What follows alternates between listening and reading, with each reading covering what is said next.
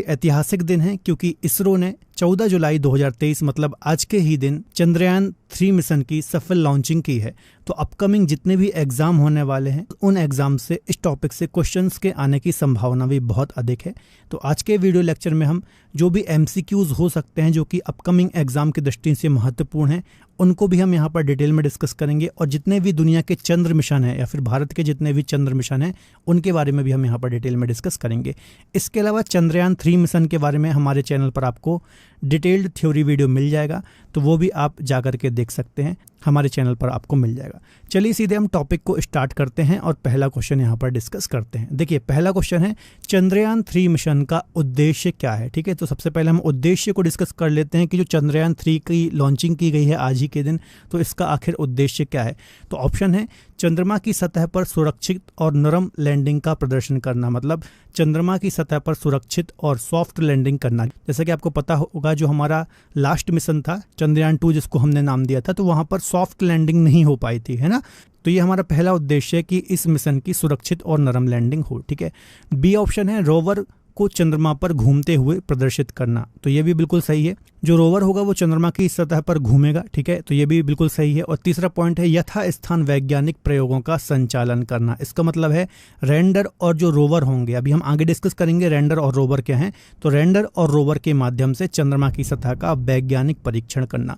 तो ये तीनों ही प्रमुख उद्देश्य हैं चंद्रयान 3 मिशन के, आपको याद रखना है। ठीक है, पहला है सुरक्षित और नरम लैंडिंग, दूसरा है रोवर को चंद्रमा की सतह पर घूमते हुए या फिर इसकी सतह पर चलते हुए दिखाना, और तीसरा है लैंडर और रोवर के माध्यम से चंद्रमा की सतह का वैज्ञानिक परीक्षण करना, अध्ययन करना, है ना। लैंडर क्या है, लैंडर जो कि लैंड करेगा चंद्रमा की सतह पर, और रोवर क्या करेगा, रोवर चंद्रमा की सतह पर घूमेगा एक स्थान से दूसरे स्थान।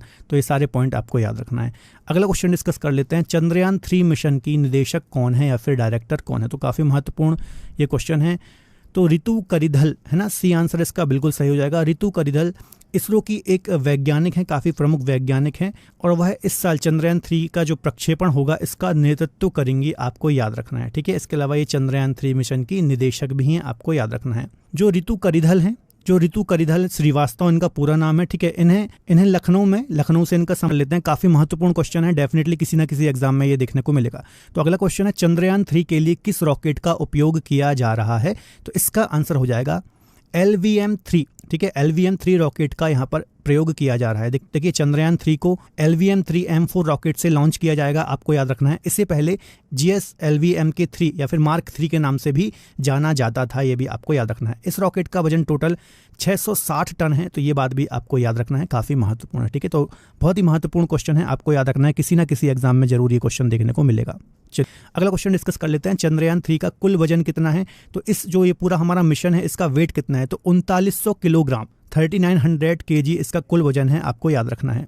देखिए जो चंद्रयान 3 है इसमें टोटल 3 मॉड्यूल हैं, आपको याद रखना है। एक लैंडर है, एक रोवर है और एक प्रोपल्शन मॉड्यूल है। इसको अभी हम आगे डिटेल में भी डिस्कस करेंगे। और इसका टोटल वेट कितना है, तो 3900 किलोग्राम इसका टोटल वेट है, आपको याद रखना है। ठीक है, अगला क्वेश्चन भी काफी महत्वपूर्ण है, इनमें से कौन से देश चंद्रमा पर सफलतापूर्वक उतर चुके हैं या फिर सफल लैंडिंग इन्होंने चंद्रमा पर की हुई है। ठीक है, तो यहाँ पर देखिए कुछ ऑप्शन दिए हुए हैं, इनको हम डिस्कस करते हैं। जैसे कि देखिए अमेरिका है, सोवियत यूनियन है, फ्रांस है, भारत है और चीन है। ठीक है, तो इसमें से कौन कौन से ऐसे देश हैं जिन्होंने चंद्रमा पर सफलतापूर्वक लैंडिंग की है या फिर उतरे हैं, तो कौन कौन से देश हैं, तो एक तो अमेरिका हो जाएगा, एक सोवियत यूनियन हो जाएगा और एक चीन हो जाएगा। तो 1, 2 और 5, तो सी आंसर इसका बिल्कुल सही आंसर हो जाएगा। ठीक है, देखिए चंद्रमा का जो मिशन रहा है, ठीक है, इसमें बहुत सारे देशों ने प्रयास किया, जैसे कि USA इसमें सक्सेसफुल हुआ, सोवियत यूनियन इसमें सक्सेसफुल हुआ, चाइना इसमें सक्सेसफुल हुआ। ठीक है, इसके साथ साथ इजराइल, भारत, UAE ने भी प्रयास किए, लेकिन ये सफल नहीं हो पाए चंद्रमा पर सफल लैंडिंग करने में। तो ये बात भी आपको याद रखनी है। अगला क्वेश्चन डिस्कस कर लेते हैं, चंद्रयान 3 मिशन की लॉन्च तिथि क्या है। तो ये भी एग्जाम में पूछा जा सकता है क्वेश्चन कि चंद्रयान 3 जो मिशन है कब लॉन्च किया गया, काफ़ी महत्वपूर्ण डेट हो सकती है एग्जाम के दृष्टिकोण से। तो आज के ही दिन मतलब 14 जुलाई 2023 को 2:35 पर चंद्रयान 3 की सफल लॉन्चिंग की गई, है ना। कहाँ से की गई, तो श्रीहरिकोटा में सतीश धवन जो अंतरिक्ष केंद्र है यहाँ से इसकी सफल लॉन्चिंग की गई, आपको याद रखना है। ठीक है, चलिए अगला क्वेश्चन डिस्कस कर लेते हैं, भारत का सैटेलाइट लॉन्चिंग स्टेशन कहाँ पर स्थित है। तो ये भी एक स्टैटिक टॉपिक है, अभी मैंने आपको पिछले क्वेश्चन में ही इसका आंसर दे दिया कि भारत का जो सैटेलाइट लॉन्चिंग स्टेशन है, जितनी भी सैटेलाइट भारत से लॉन्च की जाती हैं, तो एक श्रीहरिकोटा आइलैंड है, श्रीहरिकोटा द्वीप है, आप यहाँ इमेज में देख सकते हैं। ये पुलिकट लेक के बीचों बीच आपको देखने को मिलता है। तो यहाँ पर ही भारत का एकमात्र satellite launching station Sriharikota island है और यहाँ पर जो इस स्टेशन का नाम है इसको बोलते हैं सतीश धवन अंतरिक्ष केंद्र। यहाँ से ही भारत के सारे सैटेलाइट लॉन्च किए जाते हैं और यहाँ से ही चंद्रयान 3 को लॉन्च किया गया है। ठीक है, अगला क्वेश्चन डिस्कस कर लेते हैं। लैंडर और रोवर का मिशन जीवन बराबर होगा, मतलब जो लैंडर और रोवर होंगे जो कि चंद्रमा की सतह पर उतरेंगे, ठीक है, तो इनका जीवन काल कितना होने वाला है? तो 14 पृथ्वी दिवस के बराबर इनका जीवन काल होने वाला है, आपको याद रखना है। ये क्या चीज़ है थोड़ा सा हम डिटेल में डिस्कस कर लेते हैं। देखिए, जैसे ही लैंडर और रोवर चंद्रमा की सतह पर लैंड करेंगे, ठीक है, तो अगले एक लूनर डे मतलब एक चंद्रमा में जो दिन होता है उसके बराबर, या फिर ऐसा बोल लीजिए धरती से यदि उससे आप कंपेयर करेंगे तो लगभग 14 दिनों के बराबर ये दोनों सक्रिय रहेंगे, आपको याद रखना है। ठीक है, तो 14 अर्थ डे या फिर 14 पृथ्वी दिवस के बराबर इनका जीवन काल रहेगा, आपको याद रखना है। ठीक है, एक चंद्र दिवस मतलब 14 दिन के बराबर यहाँ पर होने वाला है, आपको याद रखना है। ठीक है, अगला क्वेश्चन डिस्कस कर लेते हैं। चंद्रयान 3 में निम्नलिखित में से क्या गायब है? देखिए, चंद्रयान 2 जब लॉन्च किया गया था तो उसमें रोवर था, लैंडर था और ऑर्बिटर था, लेकिन चंद्रयान 3 में ऑर्बिटर नहीं है, आपको याद रखना है। तो इसमें रोवर और लैंडर तो हैं पर ऑर्बिटर नहीं है, तो ये पॉइंट आपको याद रखना है। ठीक है, तो इसका आंसर सी हो जाएगा, ऑर्बिटर। ठीक, अगला क्वेश्चन भी काफ़ी महत्वपूर्ण है। प्रोपल्शन मॉड्यूल का डिज़ाइन क्या होगा, है ना? इसमें जो एक मॉड्यूल है जिसको प्रोपल्शन मॉड्यूल कहा गया है, ठीक है, तो इसका डिज़ाइन कैसा है इसके बारे में भी एग्जाम में क्वेश्चन आ सकता है। पहले हम इसका आंसर देख लेते हैं, फिर हम प्रोपल्शन मॉड्यूल के बारे में भी डिस्कस करेंगे। ठीक है, तो पहला है बॉक्स जैसी संरचना जिसके किनारे एक सौर पैनल और शीर्ष में एक सिलेंडर है। बी है सभी तरफ सौर पैनलों के साथ आयताकार संरचना। और सी है शीर्ष पर एक गोले वाला घन। या फिर डी है उपरोक्त में से कोई नहीं। तो इसका ए आंसर बिल्कुल सही हो जाएगा, बॉक्स जैसी संरचना जिसके किनारे एक सोलर पैनल और शीर्ष पर एक सिलेंडर है। ठीक है, तो ये बिल्कुल सही हो जाएगा। इसकी आप इमेज में फोटो देख सकते हैं, इसको बोला गया है प्रोपल्शन मॉड्यूल। इसको आप देख सकते हैं, है ना, एक बॉक्स जैसी ये संरचना आपको यहाँ पर दिखाई दे रही है। इसके एक तरफ सोलर पैनल लगा हुआ है और एक ऊपर विशाल सिलेंडर आपको यहाँ पर दिखाई दे रहा होगा। जो ये सिलेंडर है इसको इंटर मॉड्यूल एडाप्टर कोन के रूप में जाना जाता है, आपको याद रखना है। देखिए, अब ये प्रोपल्शन मॉड्यूल क्या है इसको भी जरा समझ लेते हैं। प्रोपल्शन मॉड्यूल लैंडर और रोवर को चंद्रमा की कक्षा यानी ऑर्बिट में 100 किलोमीटर के ऊपर छोड़ देगा, आपको याद रखना है ना। जो रोवर और लैंडर चंद्रमा की सतह पर उतरेंगे तो चंद्रमा की कक्षा के ऑर्बिट में 100 किलोमीटर ऊपर ही इसको छोड़ देगा, आपको याद रखना है। प्रोपल्शन मॉड्यूल चंद्रमा के ऑर्बिट में लैंडर और रोवर से कम्युनिकेशन बनाए रखने के लिए चक्कर लगाता रहेगा। ठीक है, जो ये प्रोपल्शन मॉड्यूल है ये चंद्रमा के ही ऑर्बिट में चक्कर लगाता रहेगा और जो लैंडर और रोवर हैं इनसे लगातार कम्युनिकेशन बना करके रखेगा। तो ये बात आपको याद रखनी है। ठीक है, आप इमेज में इसको देख सकते हैं। अगला क्वेश्चन है, चंद्रयान 3 मिशन के रोवर को कहा जाता है। ठीक है, तो चंद्रयान 3 में जो रोवर है उसको क्या नाम दिया गया है? तो इसको प्रज्ञान नाम दिया गया है, आपको याद रखना है। ठीक है, चंद्रयान 3 मिशन के रोवर का नाम प्रज्ञान है और लैंडर का नाम क्या है? तो लैंडर का नाम विक्रम है। तो ये बात भी आपको याद रखना है। यहाँ पर आप इमेज में लैंडर और रोवर दोनों को देख सकते हैं। देखिए, लैंडर क्या करेगा? लैंडर चंद्रमा की सतह पर सुरक्षित लैंडिंग करेगा, है ना, सेफली लैंडिंग करेगा। और जो रोवर है, ठीक है, ये चंद्रमा की सतह पर एक स्थान से दूसरे स्थान घूमेगा। तो ये बात भी आपको याद रखना है ना। और लैंडर एक ही जगह खड़ा रहेगा, ये भी बात आपको याद रखना है। चलिए अगला क्वेश्चन डिस्कस कर लेते हैं। चांद पर भारत का पहला मिशन चंद्रयान 1 या फिर फर्स्ट कब भेजा गया? तो पहले हम चंद्रयान 1 के बारे में थोड़ा सा बात कर लेते हैं। देखिए, जो चंद्रयान 1 था ये एक ऑर्बिटल मिशन था, मतलब सिर्फ ये चंद्रमा की ऑर्बिट में चक्कर लगा रहा था, है ना, और इसने ही चंद्रमा पर पानी की खोज की थी जिसकी नासा ने पुष्टि की थी। तो यह जो मिशन था चंद्रयान 1 ये 22 अक्टूबर 2008 को इसरो के द्वारा भेजा गया था, आपको याद रखना है। ठीक है, इसने चंद्रमा पर जल की उपस्थिति के बारे में बताया था। तो ये काफ़ी महत्वपूर्ण पॉइंट है, यहाँ से भी एग्जाम में क्वेश्चन आ सकता है।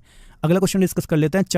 चांद पर सबसे पहले किसने और कब अपने मिशन को सफलतापूर्वक भेजा था?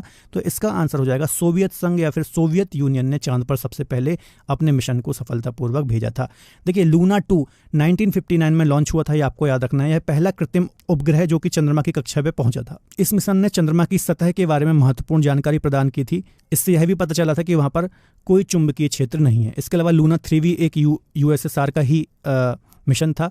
लूना 2 के सफल परीक्षण के बाद सोवियत संघ ने 1959 में इस मिशन को लॉन्च किया था। इस मिशन ने चंद्रमा की कई तस्वीरें ली थी और इससे यह भी पता चलता है कि चंद्रमा की सतह पर बड़े बड़े गड्ढे हैं। ठीक है, तो ये बात भी आपको याद रखना है। अगला क्वेश्चन डिस्कस कर लेते हैं जो कि बहुत इंपॉर्टेंट है और अक्सर आप इसको पढ़ते भी हैं। चांद पर पहली बार इंसान कब पहुंचा? तो 1969 में 20 जुलाई 1969 में इंसान पहली बार चंद्रमा की धरती पर उतरा और इस मिशन का नाम था अपोलो 11। नील आर्मस्ट्रॉन्ग, आपने इनका नाम सुना होगा, यूएसए से इनका संबंध था और नासा का ये मिशन था अपोलो 11 जिसके माध्यम से नील आर्मस्ट्रॉन्ग पहली बार चंद्रमा की धरती पर उतरे थे। तो ये काफ़ी महत्वपूर्ण पॉइंट है, आपको याद रखना है। और चांद की जिस जगह पर इंसान ने अपना पहला कदम रखा था उस जगह का नाम क्या है?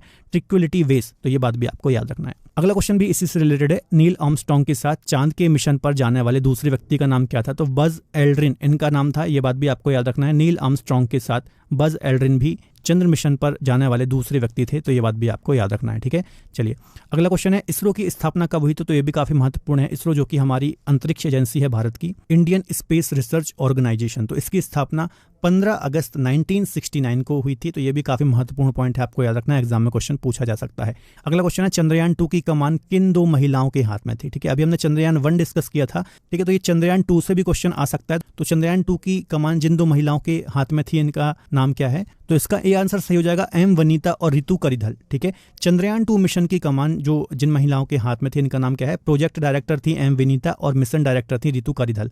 अभी हमने डिस्कस किया था कि जो रितु करिधल है ये चंद्रयान 3 मिशन की भी निदेशक थी, एक साइंटिस्ट हैं इसरो में। अभी मैंने आपको बताया था रॉकेट वुमेन के नाम से भी इनको जाना जाता है लखनऊ में। तो ये सारी डिटेल भी आपको याद रखना है, काफी महत्वपूर्ण है। चलिए अगला क्वेश्चन है, सर्वेयर प्रोग्राम का संबंध किस देश से है? ठीक है, तो सर्वेयर जो प्रोग्राम है यह भी चंद्र मिशन से संबंधित है और यह एक अमेरिका का मिशन है, आपको याद रखना है, ठीक है।